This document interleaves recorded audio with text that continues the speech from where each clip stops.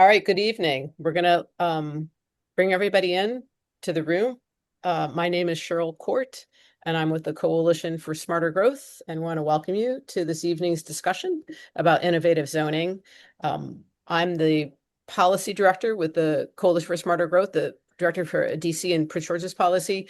CSG advocates for walkable, bikeable, inclusive, transit-oriented communities as the most sustainable and equitable way for the DC region to grow and provide opportunities for all. And we are excited to be hosting this event with our partner, Ward 3 Vision.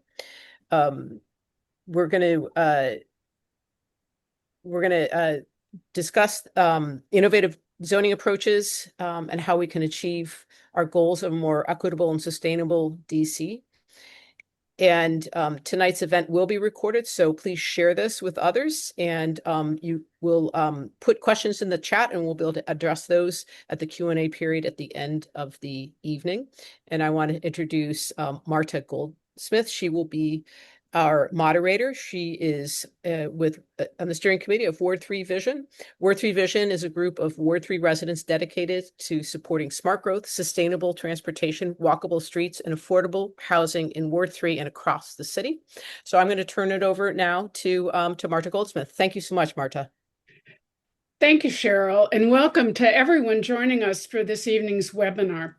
We had more than 70 people register, which I think speaks to the strong interest in zoning reform in DC. That interest is not surprising. At the Coalition for Smarter Growth and Ward 3 Vision, we believe that DC is at an important inflection point. The city's preparing for a new mayoral administration, several new council members, and a continuation of a new comp plan process that will likely lead to a major revision of our zoning ordinance. So we're extremely fortunate to be joined by three of the nation's most experienced and respected thought leaders on form-based codes and zoning reform.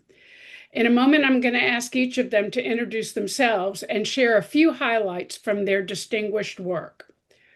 Our goals tonight are threefold. First, Lisa Wise will introduce the key principles of form-based zoning and explain how this approach differs from conventional zoning. Then Peter Park will discuss the connection between comprehensive planning and a form-based code, including some examples of comp plan provisions that can open the door to more innovative zoning. And third, Randy Hutchison will draw on his extensive experience working with cities to transition from conventional codes to form-based codes, with particular attention to what that shift means for code administration. In addition, we're joined by Ellen McCarthy, former DC Planning Director and Adjunct Professor at Georgetown University's Graduate Urban and Regional Planning Program, and Ward 3 Vision Steering Committee member, who will add the local perspective to the discussion. Following their remarks, we'll have plenty of time for questions, so please put your questions in the chat box where Cheryl will organize them and pose them to our panelists. In my 30 years working in land use policy, real estate development, housing affordability, and zoning reform, I've worked in cities as varied as Charlottesville, Virginia, Honolulu, Hawaii, and Riyadh, Saudi Arabia. In every case, lasting success depends on a clear vision for the future, one shaped through community engagement, strengthened by interagency collaboration, and carried forward through a consensus plan and transparent, coherent, and cohesive regulations. Tonight, we'll hear how other communities have taken on this work and consider how DC might make that kind of progress a reality here. And so at this time, I'm going to turn it to Lisa Wise, President and CEO of Lisa Wise Consulting. Lisa, if you'll tell us just enough about yourself to show that you know where you're coming from. Thanks, Marta. Thanks, everybody. It's really great to be here. I am Lisa Wise. I'm president and founder of Lisa Wise Consulting. My background is actually in planning and finance. Before going into planning, I was in finance for about 10 years in Chicago and New York City. I've had my firm for 20 years, and our firm practices planning and zoning. One of our core services is zoning. We've done about 100 zoning codes across the country, from Maine to Hawaii. That's conventional codes, form-based codes, objective design standards, kind of across the board. And we're working in cities like Columbus, Denver, Kansas City, Kansas, Las Vegas, Austin. So a lot of cities with similar problems in terms of housing, equity, sustainability, things like that. So look forward to the presentations and the discussion at the end. And Peter, you want to go ahead and introduce yourself? Sure. Hello, everyone. Very happy to be here. My name is Peter Park. I'm a city planner and urban designer. In my previous life, I was a planning director of Milwaukee, Wisconsin, and planning director of Denver. In both of those cities, as a planning director in the public sector perspective, I oversaw the rewrite of citywide zoning updates there and introduced in Denver an approach of form-based codes, as well as some major projects in Milwaukee that were shaped by form-based codes. I also teach and have done that for my entire career in urban design and architecture and city planning. And I currently, for the last 13 years, have been a private consultant. I'm the owner and director of my sole proprietorship, and I've worked with a number of cities, Los Angeles, and worked with Lisa and a number of other team members in Austin and Kansas City and Oklahoma City, Columbus, on code updates.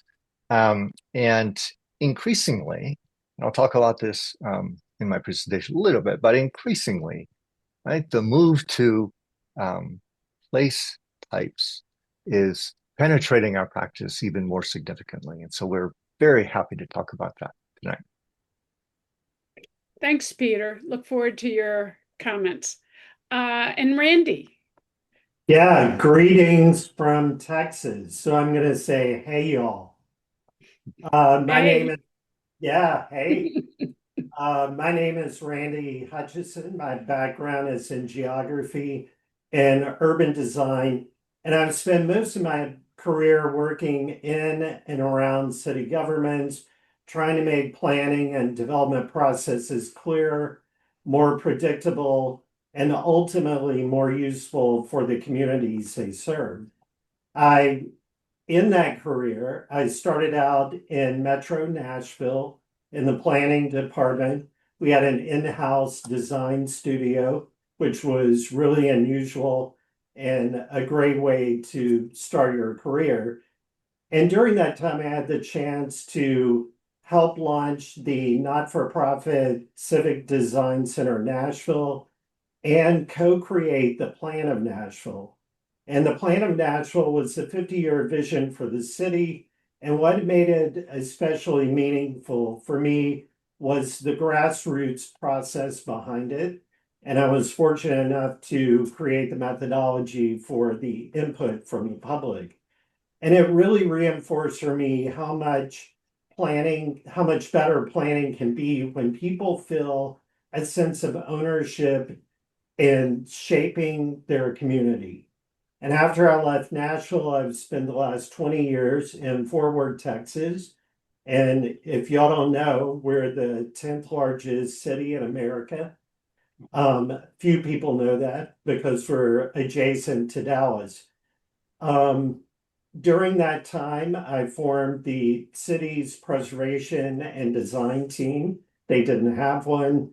And we managed more than 20 historic districts and form-based districts, supported 3 boards and commissions, completely rewrote the historic preservation ordinance so more decisions could be made administratively. And because we got a late start, I'm going to skip down on my introduction. But what I wanted to point out, and pardon me, today, I think in our country, we're at a really important turning point, at least based on my time in the field. We've now passed the century mark of Euclidean zoning, and all too often our codes are written around what communities are trying to prevent rather than focusing on what they're trying to create. And that's obviously a big hurdle for many of us and really segues into what we're going to be talking about today. This approach can make the whole process feel defensive and it can make it easy for staff to say no and not work to find thoughtful and creative paths to yes. Plain language codes matter to me a lot. They should not be difficult for the public to understand. It should not be in a language that only consultants and developers can understand. And form-based codes focus obviously on form rather than on use. They make expectations more transparent. They make it easier to understand and easier to administer. And when that happens, you get a significant increase in your desired outcomes. Thank you. Thanks a lot, Randy. And Lisa, why don't you pull up your slides and let's get started.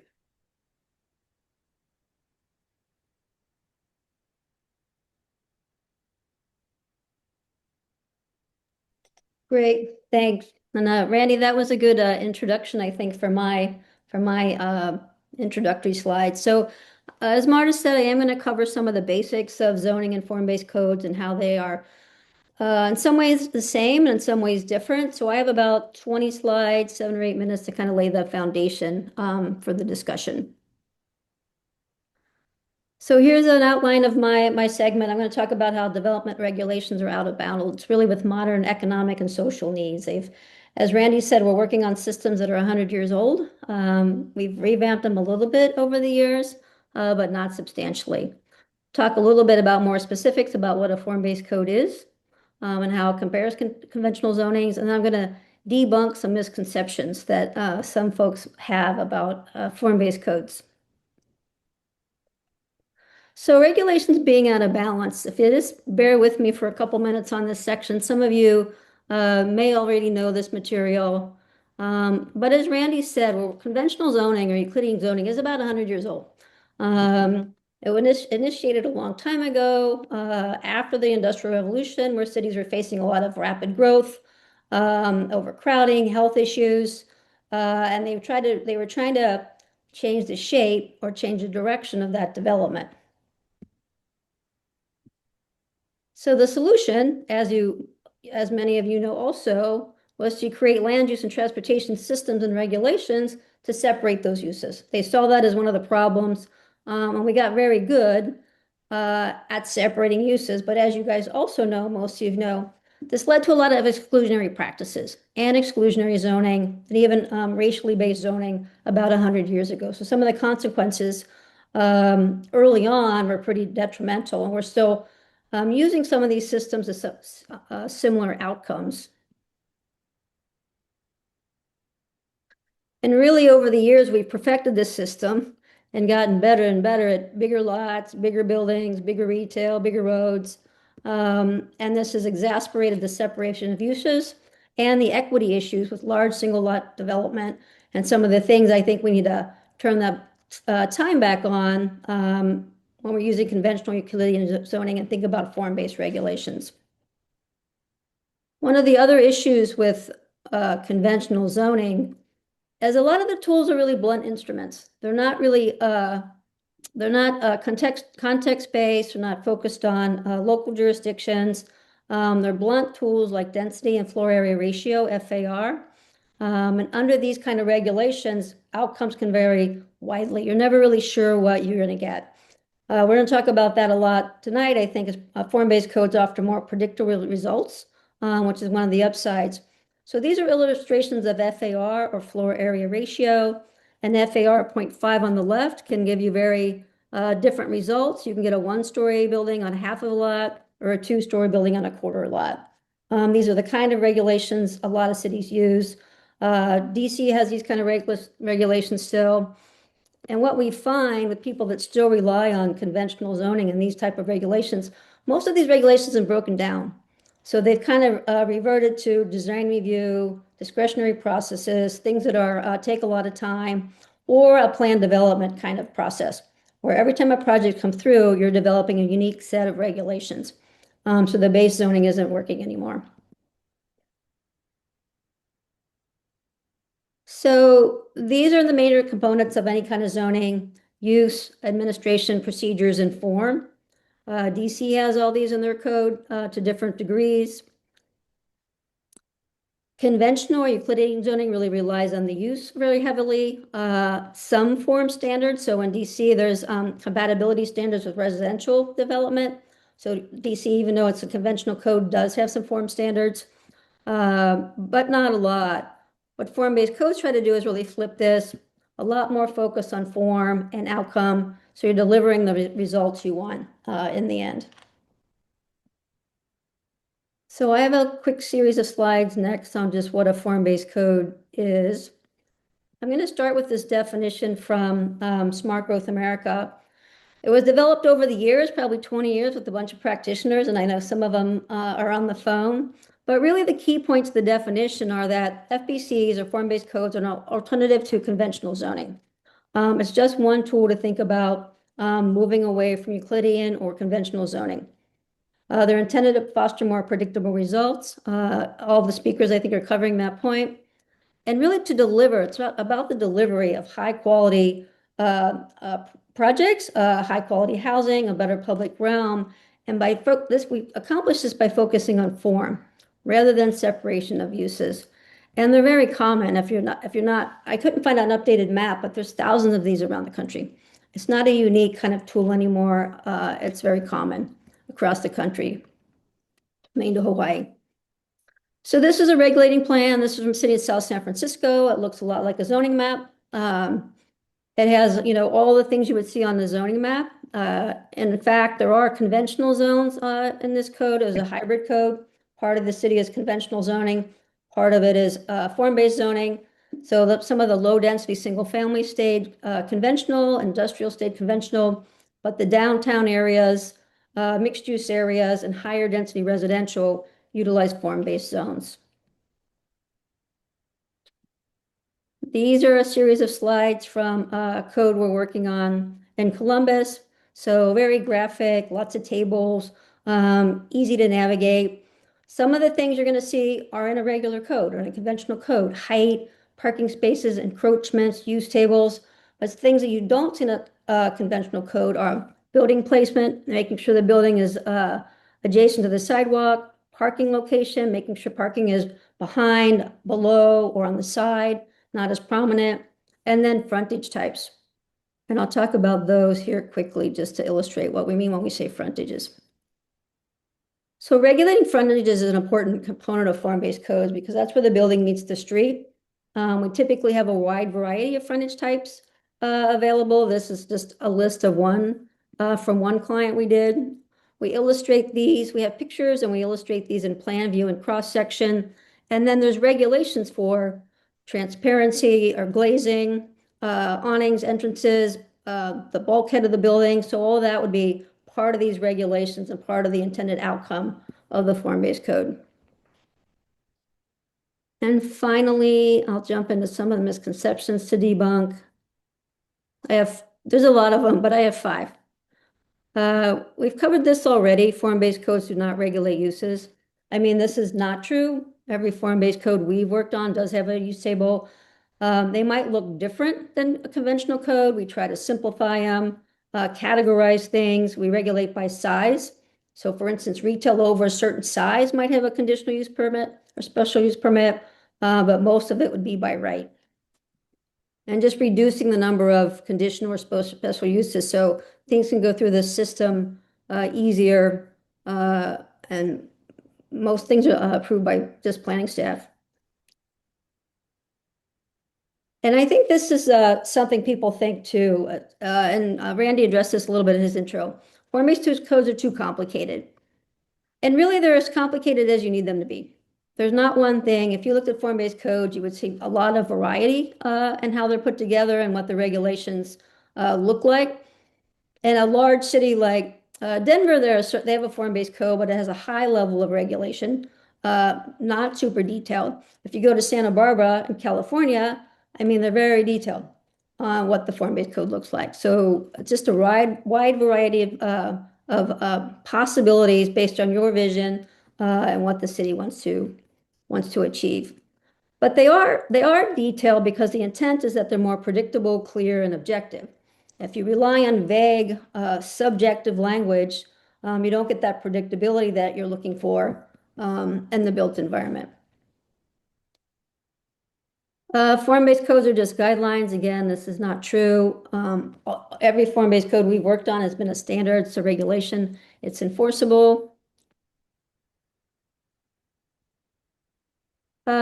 One of the misconceptions is that form-based codes limit public input. I think this is a matter more of timing. We get a lot of input early on when we're creating a comp plan, form-based code. And because more things are allowed by right, the public input down the road may be less, but it's upfront in the creation of the code and amendments to the code over time. So the process of developing the vision, the comp plan, the code is very public and collaborative, but people aren't giving as much input on a project by project basis, which we really feel like that discretionary approach. It's costly, it's inefficient, and it's really not equitable. And the way projects are delivered. And then finally, form-based codes are too dense, meaning they're really suited for more high density development. This is also not true. They're appropriate for like a range of densities and historic neighborhoods. In fact, in DC 2050, it's our understanding that one of the goals of that process is deliver more housing and tackle the housing shortage. And form-based codes can be really good tools for that in terms of illustrating density, gaining community support, illustrating how infill and redevelopment can happen in a context-sensitive manner, which I think knowing DC is going to be a key strategy moving forward to obtain the development goals that the city is looking for. I don't know how I did on my time, but I'll No, pass it thanks on a to the lot, next speaker. Lisa. That was a really good introduction, and I appreciate your raising some of the misconceptions. And we'll be able to talk about that more later, and people can pose questions. I think it makes sense now to move to Randy. Randy's going to talk about two things, really. One is transitioning from which he's done in several cases, from a conventional code to form-based code, and then talk a little bit about sort of the challenges and opportunities with administering a form-based code. So, Randy, it's all yours.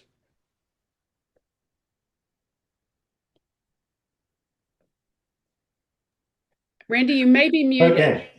Yeah, when you go to full screen, you lose your option to do that. All right.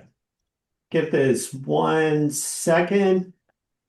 Can you all see that? Yep. All right, perfect.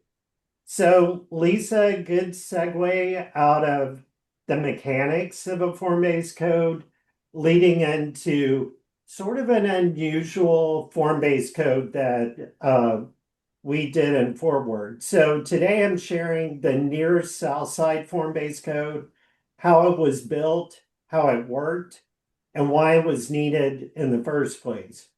The near south side is about 1,300 urban acres, and it's sandwiched between downtown Fort Worth and one of the largest historic districts in the Southwest. It also has an interstate to the north and an interstate to the east, so really pinned in. It's home to mixed-use development, industrial uses, including a Dannon yogurt factory. Randy, I think you're saying both your next slide and the slide you're referring to. Can you switch from presenter to slideshow? Oh, yeah, let's see. Remove everyone. I think that's better. Thank you. Yep. Yeah. Much Now better. Thank you. Yeah. Randy, if you have two monitors, just swap the displays after you go to share. Yeah, I have like one gaming monitor, Oh. so I can do all my work on one screen. Okay, sorry about that, y'all. So the area is home to mixed-use development, industrial uses that includes a dairy, you name it, a little bit of everything. It also includes a collection of hospitals and ancillary medical facilities. And by the mid 2000s, the near south side was at a crossroads. They had aging industrial buildings, they had fragmented zoning, unpredictable outcomes, an emerging hospital innovation district, and a development environment where every project required some degree of negotiation. And the existing zoning tools just couldn't deliver walkable mixed use development that the community had envisioned.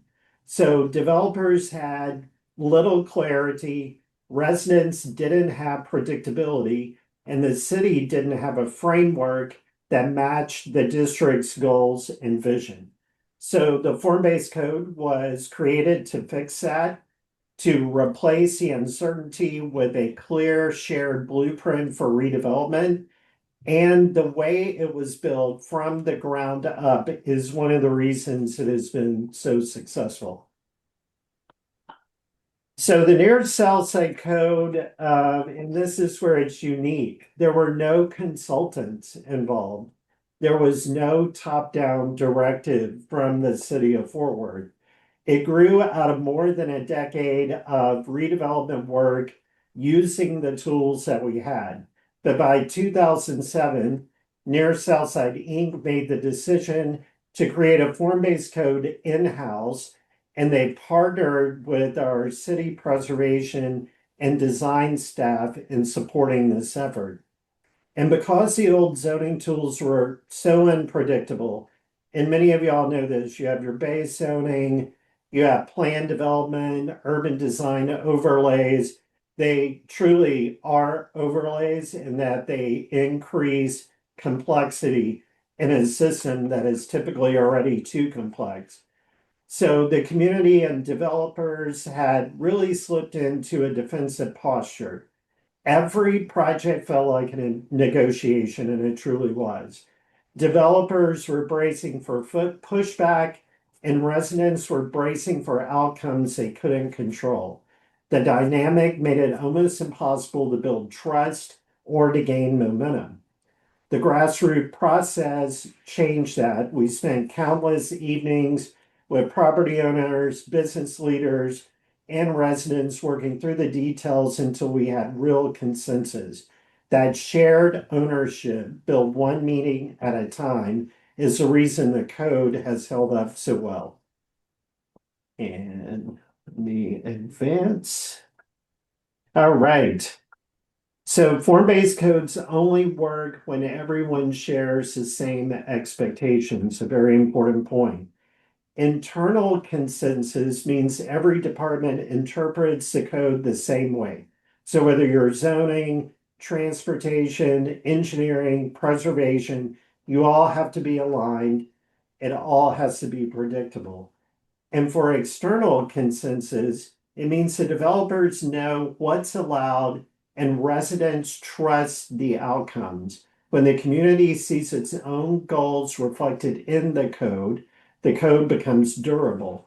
Consensus is not a procedural step. It's the foundation that makes a form-based code function. So a form-based code touches typically every part of development that you can think of, and that'll vary by city. But traditionally, your planning, zoning, engineering, plating, permitting, urban design, forestry, preservation, transportation, landscape, water, sewer, stormwater. And these groups are often siloed. And so it's unique to get them into the same process and speaking to one another in this effort to reach consensus. If these groups aren't aligned, it can cause the whole process to fracture. But when they are aligned, the code becomes a catalyst. Near South Side succeeded because every department committed to interpreting and applying the code the same way. So the strength, another strength of the Near South Side Code is that it made good urbanism a by right outcome. I cannot stress the importance of that. And if you look at this project on this slide, it wasn't by right, but it needed minimal adjustments to move forward. Building placement, height and massing, frontage types, transparency. Many of the items that Lisa talked about in her presentation have to be clear and they have to be predictable. For the code, we also built in contextual administrative waivers so staff could solve real world problems without sending applicants to a public hearing. And we removed the minimum parking requirements in their entirety. The combination and lot development that had been sitting on the sidelines. So the waiver system keeps the code flexible without undermining the original intent, the predictability, and what everyone had reached consensus on. The process in Fort Worth is free because we wanted to encourage developers to seek any changes needed to meet their individual context. So if you make it free, that generally smooths that out.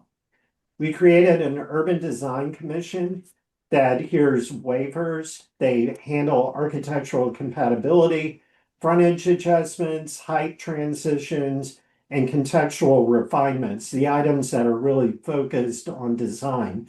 And just to let y'all know, in Texas, it's against state law to have any requirements for building materials.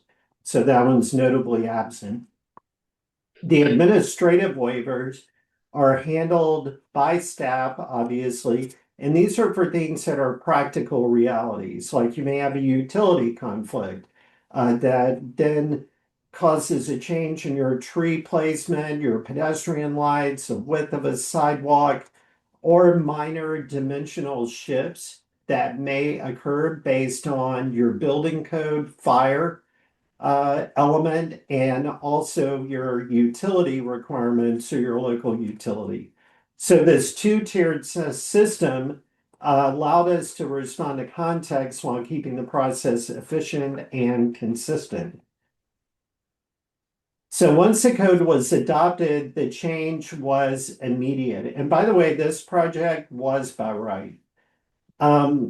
Clear, predictable standards unlocked major private investment. When you create predictability in a financial market in urban infill development, it can change the narrative very easily.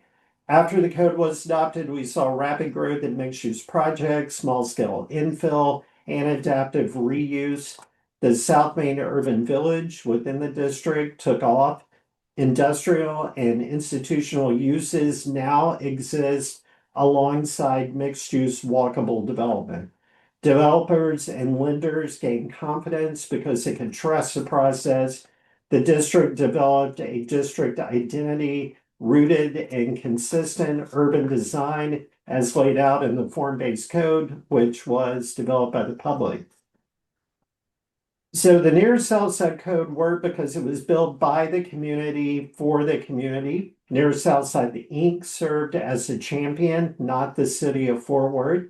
The approach was intentional. Rarely do cities serve as ideal champions. We started with prototype areas to really work out sub-districts and to refine the standards and build trust. Every element of the code was shaped through deep engagement. Standards were objective, specific, and measurable. We built consensus around every city department, so the review process made it easy for everyone to do the right thing. And the results speak for themselves. Since the code was adopted, there has been $4 billion in permanent private investment in a district where no one wanted to develop. And there has been an addition of 4,000 new housing units. That's what predictable, flexible, context-sensitive redevelopment can produce. A district that grows, adapts, and thrives because the community built the rules together. And that's my part. Thanks, Randy. Randy, I just have one question for clarification. Is the near south side the only place that in Fort Worth where a form-based code exists? No, it's not. So we have one in a redevelopment area called Panther Island. That's about a $2 billion infill project that's really fallow industrial land. We have, this is really odd before the days of even talk of form-based codes and contextually unique. In downtown Fort Worth, they have a zoning category that has no requirement. It's weird. And then they have a set of design standards and guidelines. So it actually functioned as a form-based code. And if you get away from the nomenclature, I consider it a form-based code. We have a new development on the east side from a master planner, a master plan community that has a really large form-based code. We have a corridor called Camp Bowie that it's a redevelopment zone, so it has a very different type of form-based code to respond to that area. And then most importantly, outside of the near south side, and for anyone who watches the endless number of Western shows that's on TV right now, the Stockyards is our other form-based code. That was, in my opinion, the most complicated one I've ever worked on due to the personalities. But it was testament to the fact that if you bring all the parties together and you take the time to work through the personalities, you can even do a form-based code in an area where you felt like it could never be accomplished. So thank you. This is, I think, very helpful for administrators and people who work in cities and work with zoning codes all the time and are trying to sort of figure out how you get from here to there.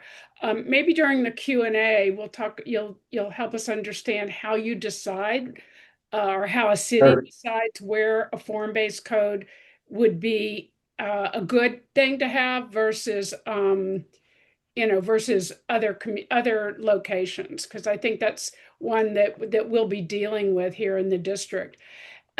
Peter, I think what would be really helpful from you is to talk a little bit about where we are now here in the district, which is we're in the process of writing a comp plan, and some are considering having a form-based code, and some are all of areas of the district. So what do we need to do in a comp plan if that's something we would like to consider? Well, I'd be happy to share some thoughts and some considerations.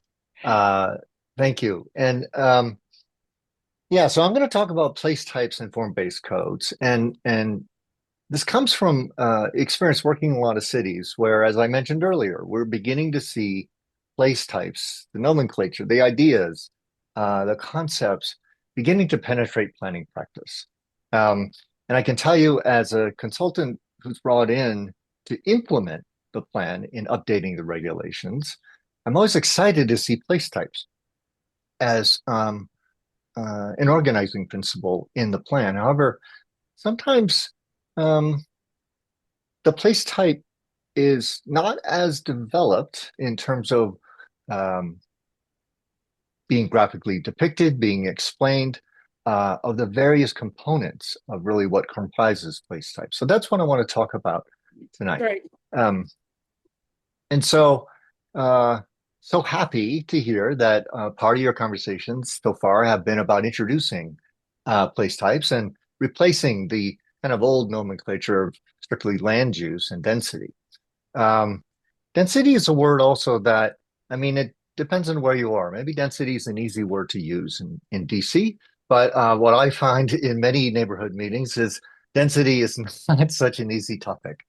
But it looks great that you're beginning to frame this conversation around place types. And when I think about place types for planning and place types for form-based codes, one of the advantages of form place types when we talk about planning is clarity, because we use a lot of imagery of places, of the different conditions of a city.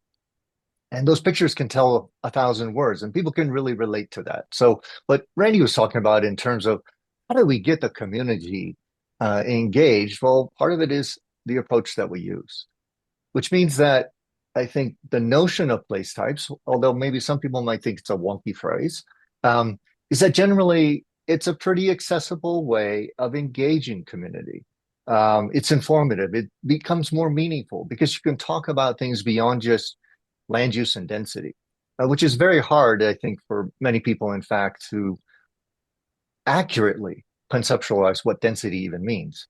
And when we use place types, we can also use it as an approach that's very fun, right? Because we can talk about the distinctions. We can talk about what makes great places very clearly. And in this process of planning with place types, in our experience, it's a great way of building trust. People can see that you see where they're coming from. And in the engagement and the visioning, where you talk about, well, where do we want to go? You've established a common language of these different places and points of reference. And the reason why you're seeing repetition on here on the form-based coding side is not a mistake. My intent here is just to say form-based codes, as Lisa and Randy have described, really do the same thing. They're very clear. While they're different than conventional zoning practice, and there is some learning, I suppose, in moving to some change, they have a lot of superior aspects in practice if you care about how the overall form and character of the community will be in the future. And I think most of the time people do. And particularly helpful, I think, for a city like DC, which is pretty rare in its form, is that you are, largely a city of future development that is infill or redevelopment. And so there's a well-established pattern of streets and blocks, a well-established pattern of public space and buildings and streets. And so the clarity that the images can provide in a code are very relatable and accessible. And as I said, on the side of building trust, in the administration of a form-based code, people have a little better understanding of what it means. They're not like, well, what is this floor area ratio? What does that mean? Or a parking ratio. I sort of get that, but what does that mean in terms of physical terms, right? So with a form-based code, well done, the code will provide a higher level of predictability, not only for customers who are building things, but for the people who are going to live across the street or next door, right?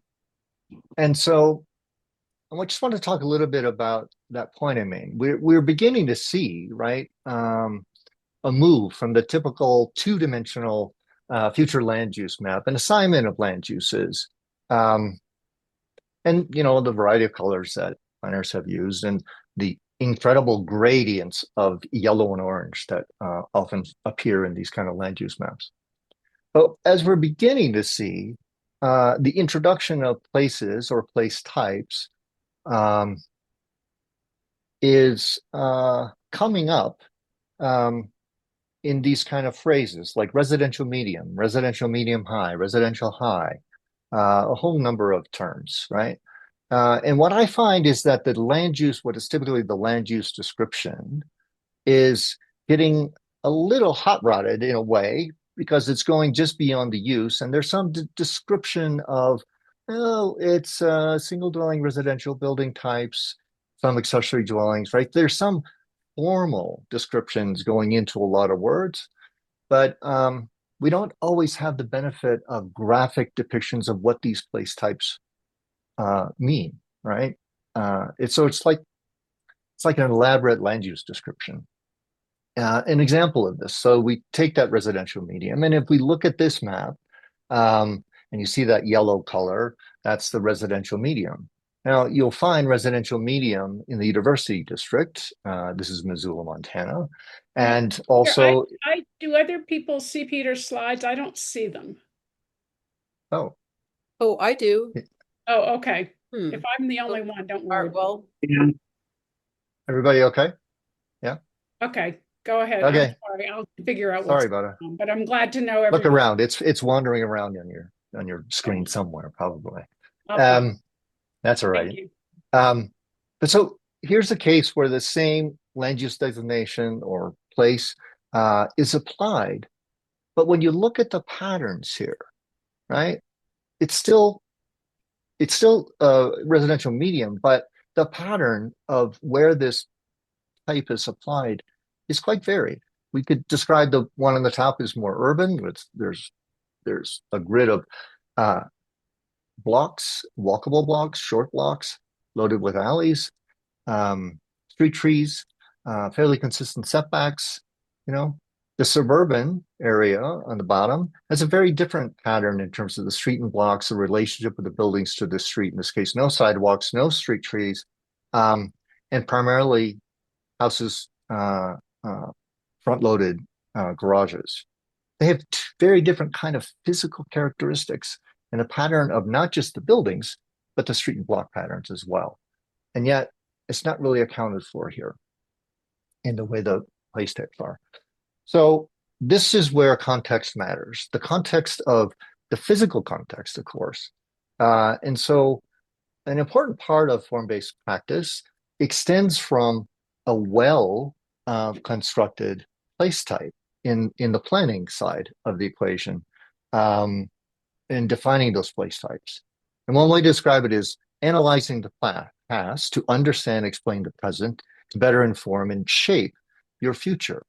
So the importance of understanding the past, you guys have done this. I mean, I've been diving into your story maps and wonderful work in terms of describing the history of DC and the people and right the various housing and affordability and range of housing. So there's a great story being built out in explaining this, um, and I think this is a great starting point that you can continue to build on and think about in these different eras, how much of the city was built in these different eras where there were different patterns of development. So, for example, in the case of Missoula, we organized just three simple eras: the compact and walkable era from before the 1900s, anyways, about the late 50s, where the patterns of development were still streetcar based, beginning to become more automobile based.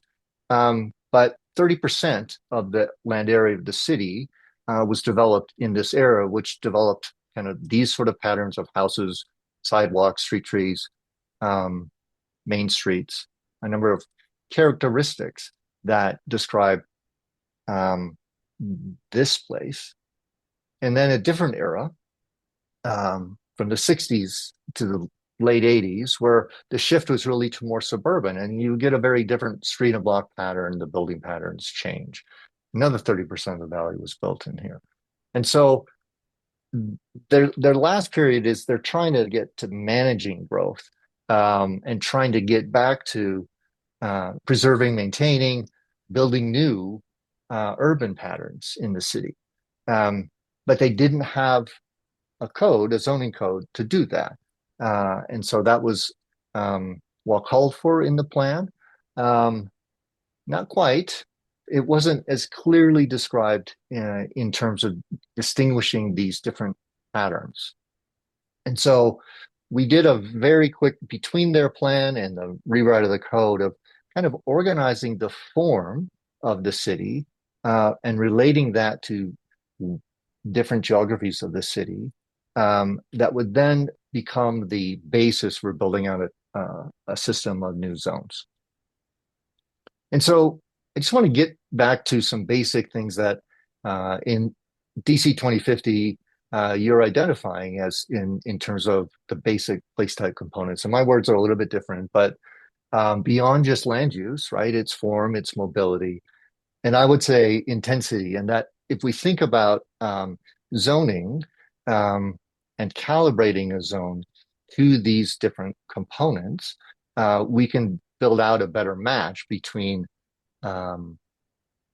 those new zones and the ambition in the place types in a comp plan. And so, in terms of land use, simplest, two-dimensional,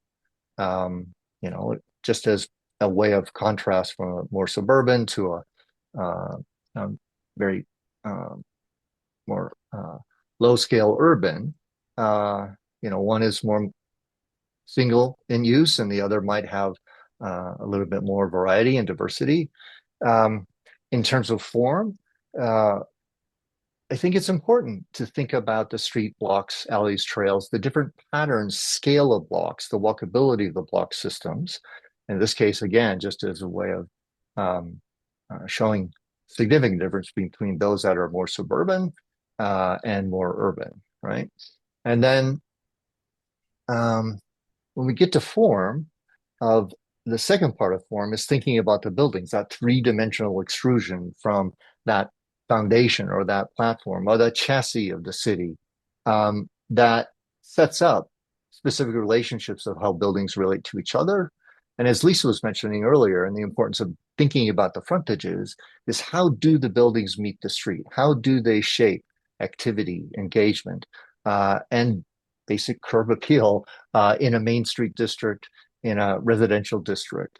And, if you have alleys, you don't have the interruptions or the predominance of garage doors and driveways. That's pretty obvious, right? But there's a lot of zoning codes and even planning and place types and planning that don't go quite far enough in distinguishing these physical patterns, which if you do, then you are setting yourself up well for a form-based code approach. And then mobility, right? So the range of mobility options, the diversity, the degree of connectivity and accessibility provided by the street network or a very diminished street network also affect the capacity in terms of land use and the intensity of those land uses. And so when I refer to intensity, I mean not density necessarily, right? Density is a measure of units, right? But if you frame it more as in terms of intensity, or maybe there's another word, we can really apply this notion of intensity to scale of buildings. So that might be height, mass, the overall form of the buildings, but also the intensity of uses. And this becomes incredibly useful in our work in a lot of cities where housing is an issue. And we're working on finding ways to promote and make easier the development of missing middle housing, right? That range of housing between the single unit detached and the apartment building, of which many cities, and DC is no exception, already have. And yet somehow when we go out to neighborhoods, people forget that. I don't know why.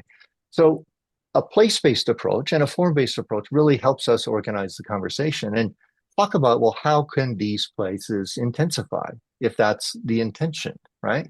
The top buildings on the right here, those top four, the one on the left, starting from the left, is actually a 4-unit, and that's a single unit house, then it's a 3-unit and another 3-unit. The building in the middle, in the red box, is actually a 3-unit condo.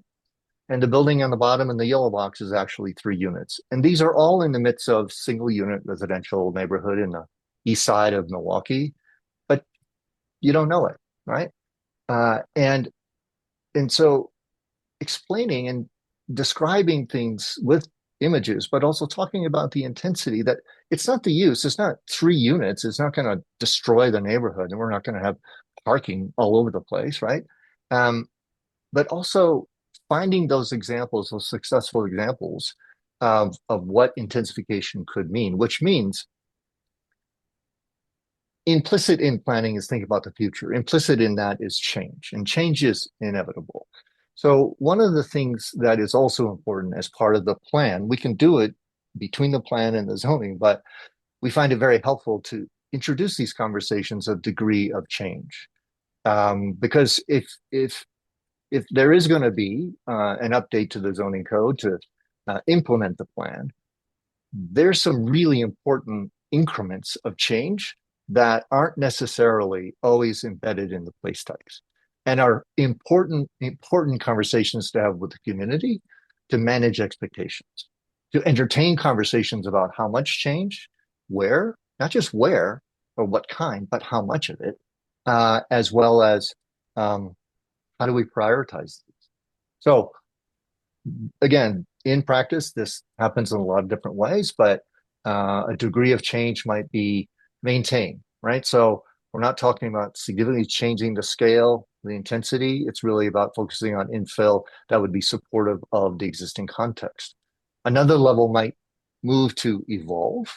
And so there's a little bit more intensification happening, but it doesn't significantly transform this area. And so the conversation about degree of change in Fort Collins and City Plan, I'm working on the implementation of this plan. In the plan, they described it as modest retrofit, moderate revamping, or significant infill and redevelopment, right? So they put it out there as several different possibilities. And so if these are contemplated in the plan, then at least you set the table for the conversation to understand, well, what are the bookends of intensity that might be considered in the future? Or the plan might actually introduce or identify what degree of change is desired for particular areas. In Memphis 3.0, they use, because their growth expectations are a little bit different, they use different terms: nurture, accelerate, sustain. In all of these cases, right, they attack or they interrogate that question of how much change are we talking about, which is, as it turns out, what a lot of folks are really concerned about, right? And through form-based approaches, we can actually find ways to evolve communities, to change them, to transform them, whatever they might be, whatever the degree of change might be, but again, in a way that meets expectations of what these conversations in the plan has created. So one of the things I think that's very helpful in implementing a plan of place type with place types to zones is also thinking about, there might be these gradients. So you might have, for example, an urban neighborhood, and you might have an urban neighborhood center, neighborhood and corridor and civic spaces. And each of them might have different degrees of change, right? This is a pretty robust and built out system. It's not like you need every single one of them, but it could be useful in figuring out how many zones you end up with, for example. So in a small little community that I'm working in now, their future land uses were low, medium, high intensity residential, right? But as we looked at the existing patterns, as we looked at policies and some new state law requirements, we evolved this idea to say, well, you have your low intensity, but then you might need a medium intensity. You got that, but then you might need a low and a medium intensity residential, right? And so there may be more zoning gradients that come out of the place types as you move into the zones. And a great example of this is actually the South Bend zoning ordinance that Jen Settle wrote. When I was the chair of the Dreyhouse Award, this was the award winner. And you can see that there are two flavors of suburban neighborhood, right? Zones from the suburban neighborhood place type. There are three flavors of urban neighborhood zones that came out of the urban neighborhood place types, right? And so, again, I think that you're in a great place right now to think about what should happen in the plan and the conversations with the community in refining the place types and broadening the understanding and their utility. And if people care about how the city looks, how it feels, as well as housing affordability and equity and a whole range of things, as a comprehensive plan probably is entertaining, then a form-based code could provide you a very clear through line to implement the place types that are being contemplated in the plan. Thanks. Thank you, Peter. That's very helpful for a city that's has a draft future land use map that is organized around place types, and I believe it's the first time we've tried this, so it's helpful to have a broader perspective and examples from other cities. According to my watch, we have a little less than half an hour. So, Ellen, I'm going to ask you to just really give some feedback in the DC context, and then we'll go right to Cheryl. And Cheryl, you'll pose some of the questions that have been coming in. Okay, very, very briefly. My experience in the past in doing the first new comp plan in 2006 that the city had done since 1984, is when planning for the future, citizens want to know what their neighborhood will actually look like and be like under the new plan and new zoning. So as you've seen tonight, form-oriented zoning can help with that. Office of Planning is in the process of preparing a new plan, DC 2050. As a little commercial message here, check that out online if you haven't been following it, or if you'd like to know more, planning.dc.org, DC 2050.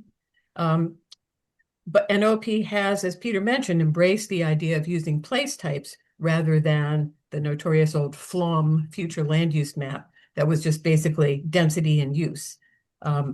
We hope that tonight you've gotten a chance to think more about place types as the basis for form-oriented zoning. And when those of you that attended our forum a few weeks ago, when OP was presenting the DC 2050 and talking about place types, the Office of Planning folks had asked for feedback in terms of additional detail that they should put in the description of place types in the comp plan. So we hope that this has given you some additional considerations to think about in defining those place types, potentially laying the groundwork for subsequent zoning that's more form-based, that can lead to the kind of community support that Randy highlighted. So that, I think, is sort of the next step from this. And Marta and Cheryl, take it away in terms of Q&A. Thanks a lot. Cheryl, I think you've posed one question. I can't see if it went to everyone. I think it did, but do you want to sort of articulate it so that our speakers can respond to it? Yeah, well, actually, I just want to check in on what are the ways that form-based codes help us achieve equitable development, accessibility for people who've been discriminated against, disadvantaged, low-income people of color. What's the cross-section between developing a more form-based approach and the question of equity? Lisa, I think you touched on that in your presentation, so why don't you start in your response? Thank you. Yeah, that's a really good question. I think it's coming up more and more, thankfully. So I think there's two parts of that question, and Randy and I have been talking about this a little bit too. So it's the actual standards and those being predictable, so a homeowner, a small business can understand what they can do or not do on their property, and I think that's one huge advantage of a form-based code over a conventional code, which are hard to navigate and you don't really know what the outcomes are. And you have to hire expediters to help you process your application. But I also think the process is more equitable because we're trying to streamline the process and make things more by right. And you're not going to design review hearing after design review hearing and just trying to figure out what's in those people's minds. It's really hard to they're not always clear. They just tell they don't want rather than what they do a lot of iterations of that. And I think that's costly. And most small developers and small businesses and homeowners can't navigate that process and they don't have the funding to do it. And it just takes more time. Yeah, and encourage other people to put in questions in the Q&A or the chat. I want to go back to Randy discussing the building out of a strategy for a particular part of community. But then you said, oh yeah, there's actually lots of examples of, and well, Marta raised this, there's lots of examples of a kind of more predictable form-based approach I think in Fort Worth. And so it's sort of like, from a perspective of, wow, well, we have a whole city and we have sort of a conventional zoning code that's trying to do things a little bit more, building form oriented, but how do you actually get from here to there in terms of, it sounds pretty daunting. Like, how do you start? How do you achieve some of these goals of, as Peter's talked about, we haven't established, we have a lot of street grid and building form to work off of. How do you accomplish this at any kind of scale, I guess, and build that community trust? Yeah, Randy, if you want to start, and you may be That's muted. loaded. Oh, okay. Yeah. Yeah, I mean, how did you decide to do a form-based code in South Side, near South Side, or some of the other places where you have form-based codes? What are the criteria? So part of it's organic. And in the case of Fort Worth, we had a major Army Corps redevelopment that was tied to flooding that came out of Hurricane Katrina. So suddenly we find ourselves with, I don't know, approximately 500 acres of land that could be developed in the central city. And when I arrived in Fort Worth, they were like, well, we could do a PD and maybe we could do an urban design overlay. And I just laughed and I was like, why wouldn't you do a form-based code? Like, why wouldn't you codify all of this in your base zoning instead of creating layers upon layers of review? And they go, well, let's try it. So we did it. The person I worked with on staff became the president of Near Southside Inc. And he approached me and he goes, we were struggling out here. I was familiar with the struggle of primarily developers going, hey, you've got this mixed use zoning category that gives me a lot, but across the street it's industrial. I can't get my project financed because there is not clarity on what the public right of way rules are, infrastructure, development of lots surrounding. So Mike said, and this is the organic part of it, let's do one. And I go, do you have any money? And he goes, no, we can just do it. And I'm like, all right, let's do it. I knew from my time in Nashville, working on the plan of Nashville, I worked with the University of Wisconsin or Minnesota, the state of Pennsylvania, and sort of fashioned a context sensitive community participation model for Nashville specifically for that planning effort. So we really just took that, dusted it off, modified it for what we needed in the near south side. And quite frankly, we made it up. And it worked like a charm.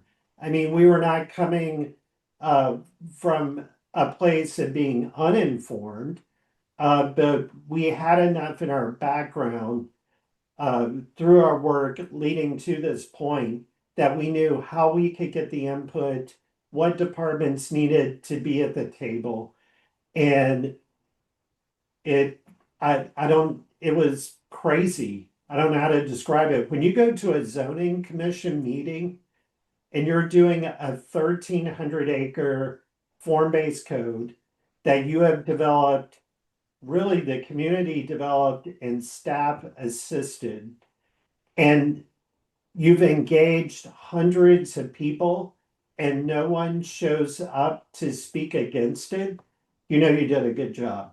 I don't know that that answers your question, but each one is unique, you know? Yeah. Yeah. Yeah, Cheryl, Go ahead, Peter. yeah, when we're asked to update a zoning code, right? Um, we get to well, what are we solving for? Right? What are we solving? Oh, housing affordability, right? Oh, we're solving for, bad design. Oh, buildings are too big. Oh, houses are getting scraped off. Oh, we don't have enough parking. Oh, we have too much parking. Oh, we have transit. Like, there's a whole bunch of pieces here.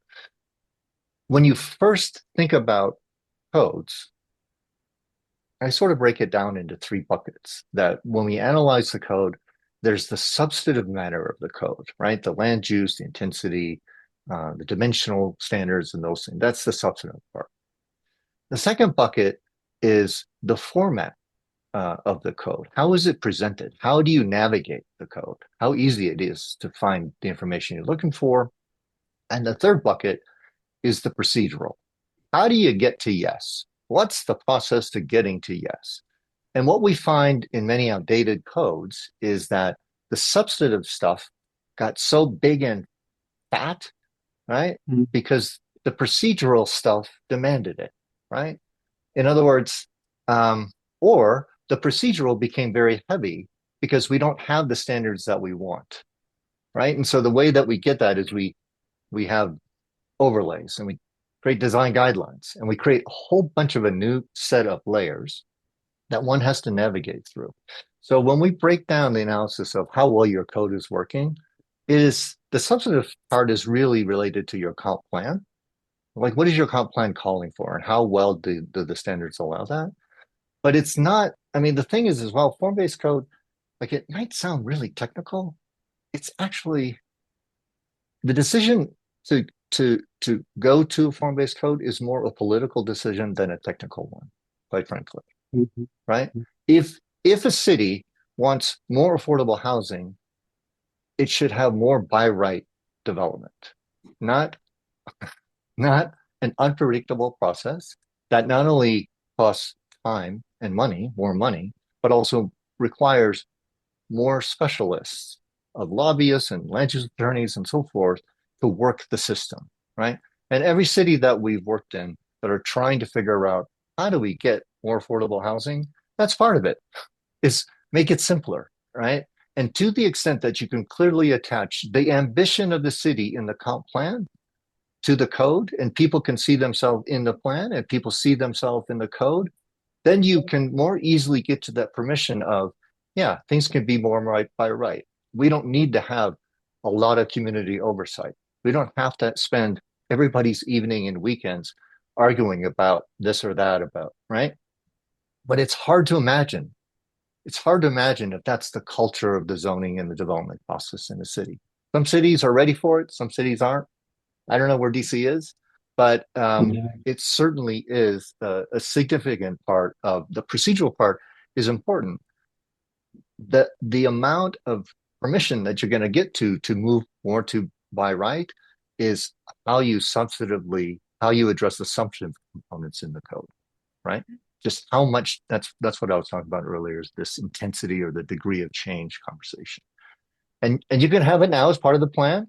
You can have it as the starting point of a zoning code update, but it's really hard to calibrate a code because Lisa and I and Randy have been on that end trying to divine what did you all mean when you said this, right? Because 4 to 8 stories is a range in a place type description. Great. But some places are really not going to go much more than 4. And some places are easily 8, right? And so you need to have a conversation about which ones can go more intensely because they are better served by transit, and others that, oh, we're going to end up with this density with no urbanism. And that's not great either, right? So, right, that's that next level of nuance that I think place types is a beautiful way to have a broader conversation in the community that is much more accessible to everyone. Right? Great. Question was posed, is there a place in the form-based planning for neighbors who like to be surrounded only by single-family residents without multifamily residents or businesses, or is form-based planning automatically, does it automatically call for mixed uses? Lisa, you want to start? Yeah, I had an illustration in the slide deck that one of our colleagues created, and it can go from anything, from a rural sort of context, large lots, to urban development. So it's not always mixed use, it's not always high density, it's a range of types. That's all really established in your vision and your comp plan, what you want those places to look like. We're not trying to farm or evolve low density places if that's not what the community wants. We work in counties, that they have a lot of ag land and whatnot. And they're not trying to evolve into like high density urban areas. So they can be applied to a range of densities, and they don't necessarily transform single family detached or low density neighborhoods into something else. That's one of the misconceptions. Is that on your list? Cheryl, a couple more questions. Yeah. So can you Thank describe you. the process that leads to the image generation of the place types? Are local community members engaged, or are the images prepared by planners? Yes. Peter, you want to, I know you've done a lot of Sure. work, design work and image Yeah. work, but where do those images come from? So there's a range of options. We sometimes do kind of a community character in a box, right? We did this in Austin, we in various cities. So you basically crowdsource images from the community, right? With a little bit of instruction about, hey, tell us about your favorite places. What works, what doesn't, right? And they can send the images in. They can hold a meeting of their neighborhood group or whatever, collect it, put it in a box, send it down to the planning office. Here's what we think, right? Um, but again, it's a way of engaging the community in an exercise where they get to share their their understanding of the built environment of the city, and the planner's job is to take that and build out a taxonomy of, well, what are the types, what are the place types, what's the range, at least for the setup to the conversation about what degrees of change where, right? But as a basic starting point of the different uh, as found conditions of the city, we find it's a great way to sort of crowdsource that. Yeah. And I think, one term for this process is called a visual preference survey because it brings in images, some of them from the community, from other places within the city, and some from totally outside the city to introduce some new ways of creating form. And then the community, the members look at these and say, yeah, I can, because we've decided as a city, I think, that we really need to increase the housing supply because of the cost of housing. Well, one way you do that is to make it easier to develop. But another way you do that is gentle density, ways of increasing the number of units per square foot in some selected areas, but you really want to have some say in what those places look like as you do that. And that is done much better, I think, by looking at images of places where that's been done or where either within the city or outside the city and say, yeah, that works and I could live with that. And yeah, I can see where that would give us more housing, but still be a place where I want to be. And some places you say, no, this is a single family detached neighborhood and we want it to be that. And it's really, I think, those transition areas, Peter, where the change is going to occur, and where you need to do the most thinking and talking if about what this place is going to look like and feel like in the future. Um, I think this idea of visualization is really important. Lisa or Randy, any other comments on that? I want to go back quickly to single family because, like Peter was talking about, how we categorized intensity through the terminology density, there's great variation on how people even treat single family. And I want to take this opportunity to point out that we have a huge Latin culture in Fort Worth, almost 45% of the population. And the rules and regulations that we have for single family zoning are not always translatable to cultural traditions. Lot coverage requirements, multi-generational housing, the ability to own and operate a business on a single family lot which starts pushing you into sort of a cultural missing middle category. So even within those categories, it's important. Now for the visualizations. In the plan of Nashville and in the 20 years, 25 years since then, we learned in community participation in the model created that three general questions create a high degree of passion. One is, what do you like about your neighborhood? What do you dislike about your neighborhood? And what do you want to see in the future? It keeps it real simple.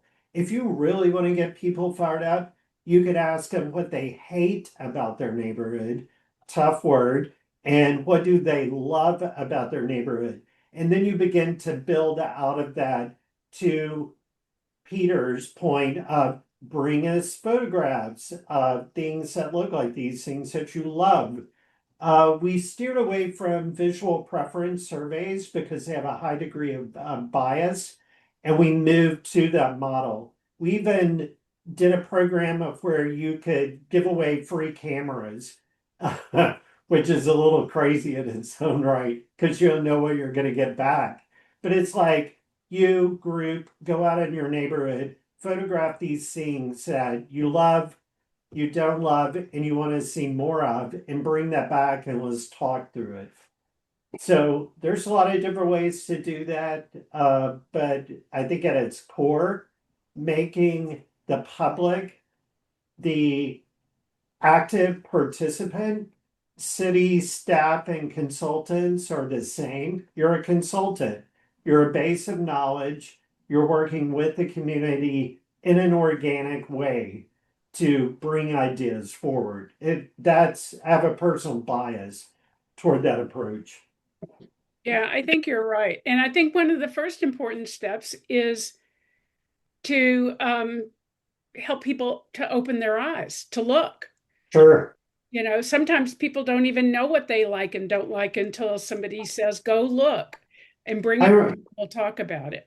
I remember a case in Nashville where we were meeting with some older people in a neighborhood that had remained intact and aged out.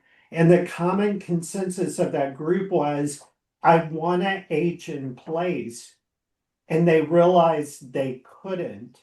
So we took them through an exercise of show us how you can age in place. Does that mean an ADU? Do roommates? How do you get to the pharmacy, the grocery store? All of these uses were segmented, but it ultimately landed in a detailed neighborhood design plan that was incorporated into the comprehensive plan that set the motion to change that neighborhood in the small Randy, commercial area. so I'm going to wrap up, and because Oh we're yeah, a go. couple minutes, we're about out of time. First, I want to thank all of our speakers, Randy, Peter, Randy? I'm here. I just had to move something. Randy, Peter, Lisa, Ellen, thank you so much. As I said at the Sure. beginning, I think it's just the start for us to having these kinds of conversations. And if people found them useful and interesting and want to hear more, please reach out to the Coalition for Smarter Growth and Ward 3 Vision. It's been a pleasure. Cheryl, turning it back to you. Great. I'll just note that we will be posting the recording of the event and the slides as well. So we'll send that out to everybody so everyone will have access to that. And that's at smartergrowth.net. And we encourage you to discuss this and share this with your friends and come back for more. We want to continue this conversation and how we can really take advantage of best planning practice to really create a much more equitable and affordable city with that's truly walkable and accessible for everybody. So that's what we're trying to do. So thank you for joining us. Have a good evening. All right. Have a good evening. Thanks. Thank you. Bye, everybody. Bye, y'all.